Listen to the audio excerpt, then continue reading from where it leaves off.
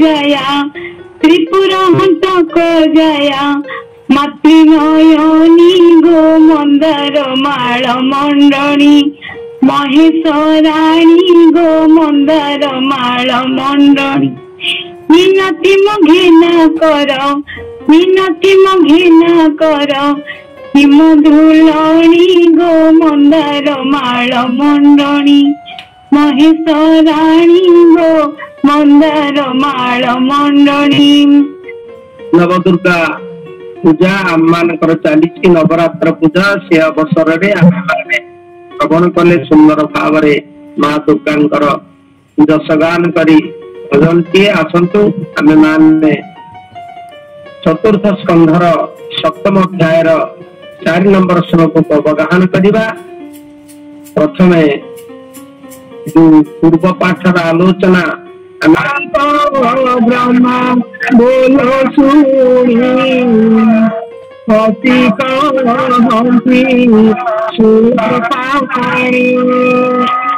महादेव ब्रह्मा बोलो बनिवा बाल सगुण बालक बोली एहा सही सहिब सहादेवी ए दक्ष कला कर्म देते केसरी पारी भजगते बोलो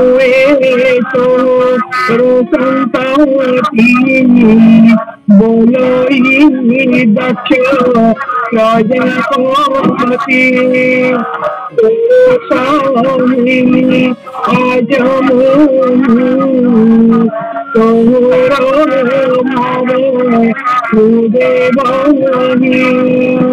जे देव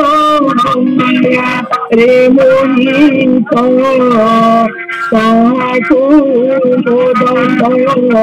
उचित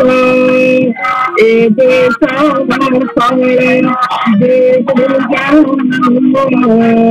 मोर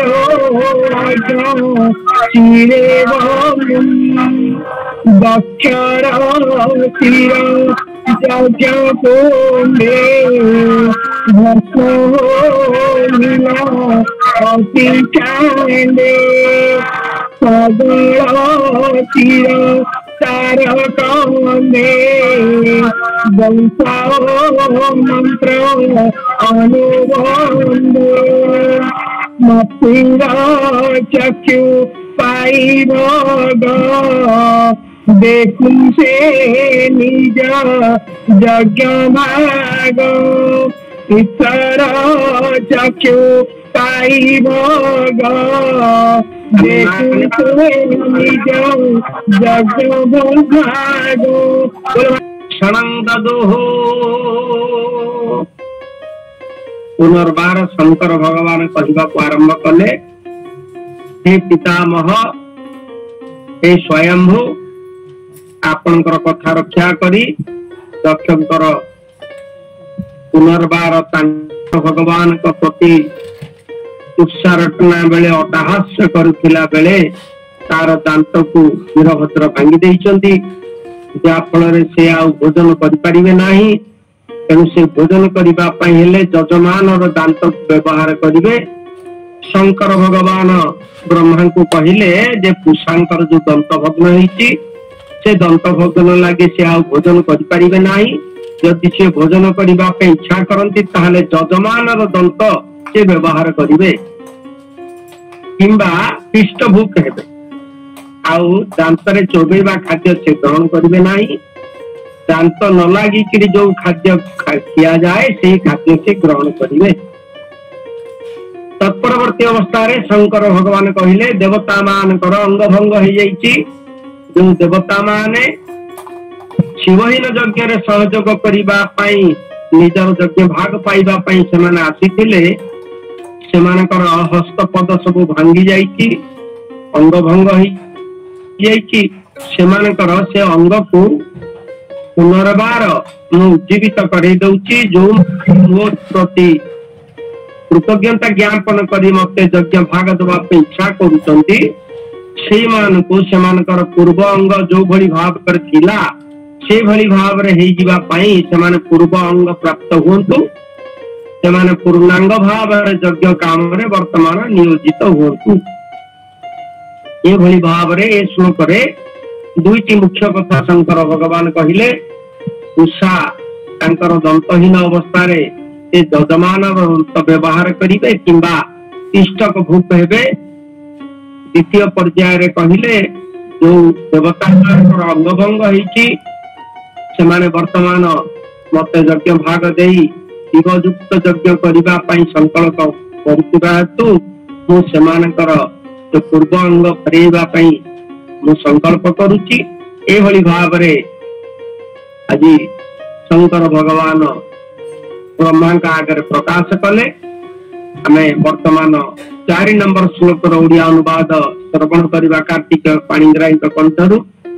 कार्तिक पाणिग्राही आम 4 नंबर श्लोक ओडिया अनुवाद सुनेनी गुरुदेव सहित समस्त भक्तजन मानकर चरणारविंद रे अकिंचनर अनंत कोटि प्रणाम। 4 नंबर श्लोक रे जगन्नाथ दास लिखिछन्ति तुषा जे तार यजमान गोविंद दांतरे खाऊ पिठा मान गोविंद देवे पाइबे निज रूप गोविंद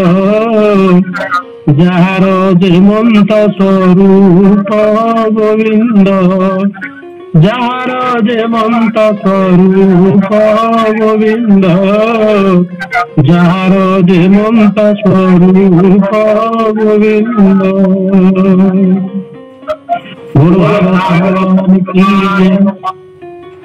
आमे माने 4 नंबर श्लोक ओडिया अनुवाद श्रवण कले कार्तिक पाणिग्राही कंठरू आसंतु वर्तमान 5 नंबर श्लोक को आमे माने ध्यान करिबा। बाहुभ्यां अश्वनी कुसुनो हस्ताभ्यां कृतबाहव अवंतो धैर्यवश्चानो वस्तस्मस्रो भोगरो भवे। पुनर्बार शंकर भगवान प्रतिश्रुति देले ब्रह्मा आगे हे पितामह जो मानकर हस्त भांगी जाइछि जो पुरोहित माने से जगार थिले ब्राह्मण माने जो माने यज्ञ कार्य रे से मानकर हस्त को व्यवहार करुथिले वीरभद्र से मानकर हस्त मोड़िकी भांगी दैछि तेणु जो मानकर हाथ भांगी जाइछि से माने अश्विनी कुमारंकर हस्त प्राप्त हुंतु एवं हस्त अश्विनी कुमारंकर बाहु प्राप्त हैला परे से माने यज्ञ कार्य रे नियोजित हुंतु। पुनर्बार आ गोटे कथा कहिले जो भृगु जे होउचंती यज्ञर मुख्य पुरोधा ब्रह्मांकर पुत्र तांकर निषधाड़ी उपुड़ा हो जाइछि जा फल से विकलांग हो जाइछंती तांकर से निषधाड़ी जागृत करिबा पाई जो छाग मुख दक्षंकर मस्तक रे स्थापन कराहला दक्षंकर शरीर रे स्थापन कराहला छाग मुख से छागर जो दाढ़ी से छेली दाढ़ी ताको आनी रोपण करा जाऊ भृगुंकर मुखरे जा फल भृगु मध्य से छेली दाढ़ी प्राप्ति हेबे कारण विकलांग अवस्था रे समस्त देवता मान सहित भृगु मध्य अछंती शंकर भगवान तांकर से छेली दाढ़ी आनी तांकर मुखरे रोपण करिबा पई ब्रह्मा को निर्देश देले जा फल रे जो शिवहीन यज्ञ करुथिले मुख्य पुरोधा भृगु तांकर से रूप पुनर्बार प्राप्त हेबे कारण दक्षंकर मस्तक वर्तमान छागमुख हेबा फल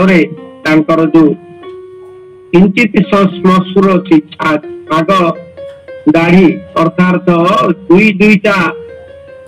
ଲୋମରେ ଗୋଟିଏ ଦାଢି ଛାଗଳ ମୁଖରେ ଲମ୍ବି ଥାଏ। ଆମମାନେ ସମସ୍ତେ ଜାଣିଛେ ସେ ବିକଳାଙ୍ଗ ଦାଢି ସୁନ୍ଦର ଦେଖାଯାଉନି ଦକ୍ଷ ପ୍ରଜାପତିଙ୍କର। ତାହାକୁ ଉତ୍ପାଟନ କରି ଆଣି ତାହା ଭୃଗୁଙ୍କର ମୁଖରେ ସ୍ଥାପନ କରାଯାଉ ଏବଂ ଶଙ୍କର ଭଗବାନ ବଡ ରହସ୍ୟମୟ ଭାବରେ ଏଭଳି ସମାଧାନ କଲେ ଯେ କିଭଳି ଭାବରେ ସେମାନେ ସମସ୍ତେ ସେମାନଙ୍କର ପୂର୍ବ ଅଙ୍ଗ ପ୍ରାପ୍ତ ହେବେ ଏବଂ ପୁନର୍ବାର ଯଜ୍ଞ କାର୍ଯ୍ୟ କରିବା ପାଇଁ ସମର୍ଥ ହେବେ। ଶଙ୍କର ଭଗବାନ ଆଶୁତୋଷ ତାଙ୍କର ଦିବ୍ୟ ଭାବକୁ ପ୍ରକାଶ କରି ବର୍ତ୍ତମାନ ସମସ୍ତଙ୍କୁ ପୁନର୍ବାର ଯଜ୍ଞ କରିବା ପାଇଁ ସେମାନଙ୍କର ସମର୍ଥ ସେମାନଙ୍କୁ ସାମର୍ଥ୍ୟ ପ୍ରଦାନ କଲେ। ଏଭଳି ଭାବରେ ବର୍ତ୍ତମାନ ଯଜ୍ଞ କାର୍ଯ୍ୟ ଆରମ୍ଭ କରିବା ପାଇଁ ସେମାନଙ୍କର କାର୍ଯ୍ୟକ୍ରମ ହେଲା। ୟା ପରେ ଛାଗଳ ମୁଖ ଆଣି ଦକ୍ଷଙ୍କର ମସ୍ତକ ରୂପେ ସ୍ଥାପନ କରାଗଲା। ତା ସମ୍ପର୍କରେ ମୈତ୍ରେୟ ମହାମୁନି କହିବାକୁ ଆରମ୍ଭ କରିଛନ୍ତି। କିଭଳି ଭାବରେ ଆମେ ଦର୍ଶନ କରିବା ସେ ଯଜ୍ଞର ଅନୁଷ୍ଠାନ କଥା। ଆସନ୍ତୁ ବର୍ତ୍ତମାନ 5 ନମ୍ବର ଶ୍ଲୋକର ଓଡ଼ିଆ ଅନୁବାଦ ଆମେ ଶ୍ରବଣ କରିବା କାର୍ତ୍ତିକ ପାଣିଗ୍ରାହୀଙ୍କ କଣ୍ଠରୁ। କାର୍ତ୍ତିକ ପାଣିଗ୍ରାହୀ ଆମକୁ 5 ନମ୍ବର ଶ୍ଲୋକର ଓଡ଼ିଆ ଅନୁବାଦ ଶୁଣାଇବେ। ଅଶ୍ୱିନୀ କୁମାରଙ୍କ ବାହୁ ଛିଣ୍ଡିଲା ଲୋକ ପାଉ, ଉଷାର ହସ୍ତ ପାଇ ସେହୁ ସକଳ କର୍ମ କରୁଥାଉ। ଛାଗଳ ପ୍ରାୟ ଦାଢ଼ି ଖଣ୍ଡେ ଭୃଗୁର ରହିଥାଉ ତୁଣ୍ଡେ, ଭୃଗୁର ରହିଥାଉ ତୁଣ୍ଡେ, ଭୃଗୁର ରହିଥାଉ ତୁଣ୍ଡେ। ବୋଲ ଭାଗବତ ଭଗବାନ बोल आनंद एक बार हरि हरि बोल। सुंदर भाव आम मैंने श्रवण कले श्रीमद भागवतंकर चतुर्थ स्कंध 7म अध्याय 5 नंबर श्लोकर ओडिया अनुवाद कार्तिक पाणिग्राही कंठरे आमे माने वर्तमान 6 नंबर श्लोक को अनुध्यान करबा। श्री मैत्रेय वाच तदा सर्वाणि भूतानि श्रुत्वा मितुष्टमोदितम् परितुष्टात्मभिष्टात् साधो साधो इत्यथावुर्ब्रवन।